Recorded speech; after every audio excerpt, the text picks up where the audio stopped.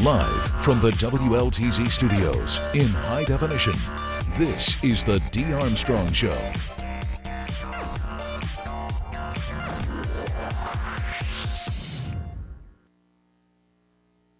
Hang all the mistletoe, I'm gonna get to know you better.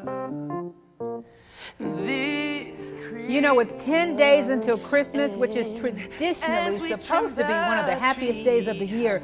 Unfortunately, as you can see, it's not for millions of Americans who struggle with not being able to stop focusing on negative thoughts. And joining me this afternoon is Dr. Darren Moore, Assistant Professor in the Marriage and Family Therapy Program and Department of Psychiatry and Behavioral Sciences at the Mercer University School of Medicine. Dr. Moore, thank you so much for joining us. Thank you for having me. Isn't it ironic that this time of year that's supposed to be filled with joy and peace actually brings forth some of those memories and feelings that make it a not so good time? Absolutely. I mean, we're right before Christmas, and so at this time, a lot of people may be dealing with issues and problems within the relationship, and specifically maybe dealing with negative thoughts, which may negatively impact the relationship. So how do we grab those thoughts and say, you're not going to control me, I'm going to learn to control the thoughts? First, do you believe that it can be done? Absolutely. I think the first part that we have to acknowledge is we have to acknowledge that the thoughts are here. And so That they're real. That they're real. They're real. That they're Yeah, real. And I think we have to give ourselves permission to have those feelings, right? I think a lot of times we like to deny them and pretend as if they don't exist. But I think it's really important for us to acknowledge that they are real and to allow ourselves to feel them, to take ownership of them, right? And then once we take ownership of them, allow ourselves to kind of transition through that feeling, then we can let them go. Now, is there a specific process of letting them go? For me, a lot of times when I work with individuals within the Marriage and Family Therapy Program at Mercer, I try to get them to go back a step and think about what exactly is it that is causing them to have those negative thoughts. So is it something that has happened to you in your childhood? Is there something that you're currently going on? A lot of times we focus on the past or the future, and we don't really focus on the present. And so I think a big part of that is trying to transition through what happened, what is the problem, what is the issue, and then focusing on how do we move past that. And understand that I'm living right now. Yes, that did happen. Absolutely. Yes, something might happen, but all I have control of is the right here and right now. Right now. is the right now. Now, that process is achievable by most people, or does that work for most people, walking them through that? I definitely think it does. I mean, I try to give hope to a lot of the clients that I work with. I think that one of the things that I do as a therapist is I am able to kind of work with individuals to help them through that process. I think there are a great bit of individuals within America that try to do it on their own. And I advise that if you can, but I think once you figure out that it's difficult, then that's when you might want to invite a professional into the area. How common is it that we rehearse negative thoughts, we think about them over and over, we even find ourselves talking to ourselves, and hope nobody heard us, because we're going over and over that thing, whether it's something that I did or something somebody did to me. It's fairly common. It's extremely common. A lot of times people are holding on to things, whether it's things that happened during their childhood, things that happened in previous relationships, and we carry that with us. And so often what happens is when we carry that with us and we go into another relationship, we're bringing baggage to that relationship. Right? And so that makes it, so I'm bringing baggage, you're bringing baggage, and so that's going to create conflict within relationships. And so I try to help people to acknowledge the problems, the issues that they have, to kind of transition through that negative thought process, because that negative thought process can end in the end of your relationship. Yes, it can ruin. So it's not just I'm affecting myself because I'm being a Debbie Downer, but the children are affected. Absolutely. And the mate is affected. Absolutely. And I think it may be true. I don't know if it's scientific, but if mama ain't happy, the whole household's in turmoil. I definitely would agree with that concept. I think you have to really focus on your happiness. And so if you're having these negative thoughts that are clouding your ability to interact positively with other people, that is going to definitely impact all of your relationships, whether it's your intimate relationships, your friends and families, your coworker relationships. It's just going to negatively impact you. Wow. Now, if you go online, and I think you kind of addressed this a little bit, because I too have to train myself and say, you know what, you did mess that up. Let it go. You know, this did happen. Let it go. They did say that. Let it go. So, and in my trying to train myself, I went online. Okay, and there's a method called the Sedona method. Right. And the Sedona method is you acknowledge, and just as you said, it follows what you said. You acknowledge what happened and that the thoughts are real. But you tell yourself this thought is something passing in front of you. Right. It's not something that's gripped you and controlled you and will make you into something. See it as a passing thought. And as that thought is passing, you acknowledge it's real. I see it. It's there. It's affecting me. And just as you said, you make a decision. I'm not going to grab it and hold on to it. Absolutely. So I think a big part of that is once again, it's taking ownership of that and realizing that you actually control that. You're in control. Yes, so yes. So you have to acknowledge that you're in control, and then you have to give yourself permission to feel what you're feeling, to experience that, and then give yourself permission to let it go. So you're the one in control. So you have to give yourself permission to let it go. Okay. A lot of times we hold on to these feelings. It's almost as if they become a part of our identity. And we wonder, am I going to be me without this? Absolutely. You'll be a better you without it. Yes, yes. Who am I going to be without those feelings? Or if I don't hold this anger in, somehow I'm letting them off the hook. Absolutely. So if I'm walking around into the room and I'm a victim, so something happened to me. Yeah, I'm a victim. I'm a victim, right? So for me to give that identity up, that does something. So I'm no longer a victim. I no longer have this attention mechanism that I can utilize to maybe get sympathy from other people. Wow, this is good stuff, good stuff. I'll tell you what, we're talking about that the Christmas holidays, being able to, yes, and I'm not getting ready to preach, but the Bible says you can cast down imaginations and make those thoughts subject to you. We don't have to say, if I'm feeling this, this may be me. And this translates to a lot of things. Teenagers who feel something. Because I feel this, it must be who I am. No, you're not always what that thought is. In this good stuff, I told you, we'll be back. Dr. Moore, you always bring it big. Thank you so much. You know, Christmas can be brighter. Do you see yourself developing bad habits when it comes to how you allow yourself to think about things? More about that when we come back after the break. Good stuff.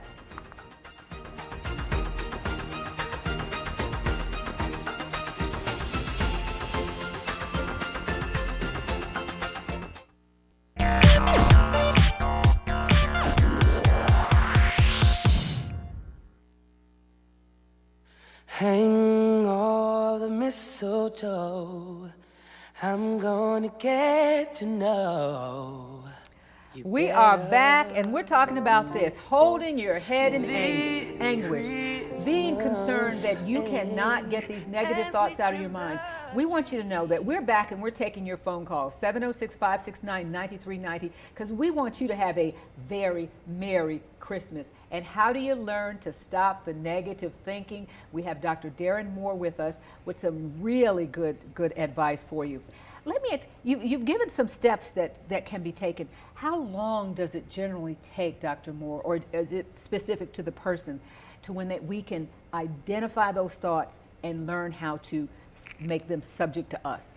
It definitely depends on the individual. For example, it could be that a person has been dealing with something like trauma that they've been experiencing for a long time. And so quite naturally, it's going to take some time to kind of transition through that process. For other people, it could be that day to day, I'm driving in my car and, you know, maybe I'm thinking one negative thought about something that happened last week. So it depends on the nature and the significance of the thoughts. That would determine how long of a process it will be. Okay, let's take Kimberly's phone call. We already have a phone call waiting for us. Good afternoon, Kimberly. How are you? Hi, Dee. Oh, it's kind of low, so if you can't hear it, I can't hear it, and I will relay the information. What is your question or your concern for Dr. Moore? I recently went through a divorce with my And it happened because he ended up having a child out of wedlock while we were married. And I'm kind of embarrassed to go around my family and friends over the holidays, and because they kind of warned me not to marry him, and I did it anyway. And it's hard for me to let that go because I harbor that. Okay, well, let's put that to Dr. Moore. She's having those negative thoughts of embarrassment, I guess, and guilt because her mother warned her and she married him anyway. So, wow, that can affect you for years, couldn't it? What can she do? Well, one of the things I think you have to give yourself permission to forgive yourself for your feelings, to acknowledge them. At the end of the day, yes, you may have, been in a relationship that did not end in success, but you have to give yourself permission to move on. It's not your fault, quite naturally. So regardless if someone else warned you, you are the person in charge of your life, and you have to make the decision to move on. So regardless of what your fear of your family or someone else judging you, you have to know that you are making the right decision and moving on. Wow. Let me ask you this. How important is it to first forgive ourselves? Is that like the initial? Because you know what? Sometimes you have to say, you know what, D, that was stupid. D, you messed up, girl. And we have to. I think there's more damage trying to pretend or blame somebody else and just say, okay, I did it. And that is freeing. Absolutely. Absolutely. I mean, we live in this world where we have careers, we have, appearances and things like that. And so we try to protect our sense of identity. Yes. But we have to give ourselves permission to say, you know what, I'm human, I make mistakes, I selected someone to be in a relationship with, and you know what, it didn't work out. I am human, it happens to everyone. So give ourselves permission to forgive ourselves and then forgive him, okay? Because I'm also understanding that you may be carrying that as well, especially if he's done something harmful to you. You need to forgive him and then think about how you can move on to the future. Because at the end of the day, we're going into not only Christmas, we're going into a new year. That's it. And you do not want to take that with you into the new year. Well, let's talk with Iris. We have Iris on the line this afternoon. Hello, Iris. How are you? Listen, I did the same thing and hold things in for 20 years. So I can understand that we got to forgive the people that hurt us. And I went through the same thing, and it took me a long time to set my mind that no matter what people say about me, I know the truth about myself. Well, thank you so much. Thank you, Iris, for calling. Now, she said it took her 20 years. By going to a licensed psychiatrist, someone at where you are at Mercer, how can you shorten that? Because you don't have to experiment. You don't have to try things that aren't going to work. How important is it that you say, okay, I admit to myself, I need some help? I think it's extremely important. I think, a lot of us try to handle things on our own. And so I try to tell people all the time this aspect of, well, if I'm sick, I'm going to go to a doctor, okay? So if you're thinking about it within the context of relationships and mental health, if something's going wrong, you need to go see a professional. Yes. And so where I work at Mercer Medicine, there are a number of professionals, including myself, that are licensed psychiatrists, psychologists, licensed marriage and family therapists.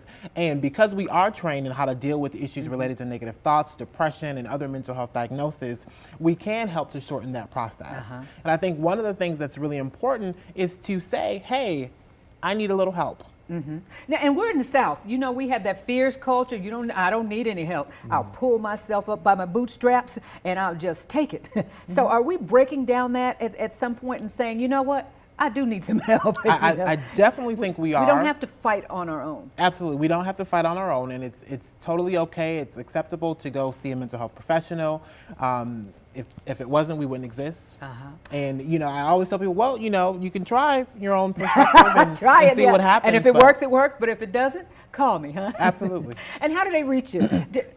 Because you have a wonderful website. Yes, you can reach me at www.drdarrendmoore.com. And of course, I'm at Mercer University School of Medicine, and you can contact me there as well.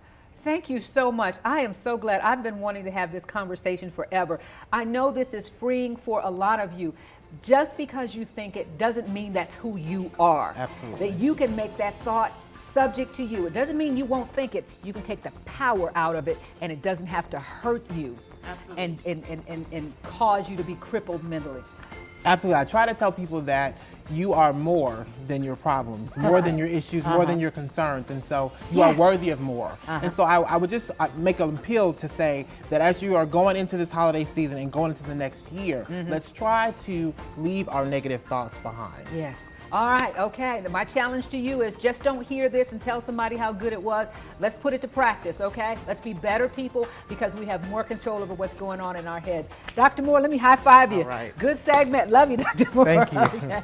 Well, coming up, I sincerely hope that you were helped by our conversation today. Please reach out to Dr. Moore. You can find out more about him on his website. Also coming up, we're going to get a smile on your face, okay? We're going to go this way this time. Join me with my crew. It is the Weekend Hollywood Roundup. We have Chuck, Sunday, and Candy. We're coming up. What in the world is going on? They're releasing what they are saying about the stars behind the scenes at Sony. It's nasty. It's ugly. We'll be back.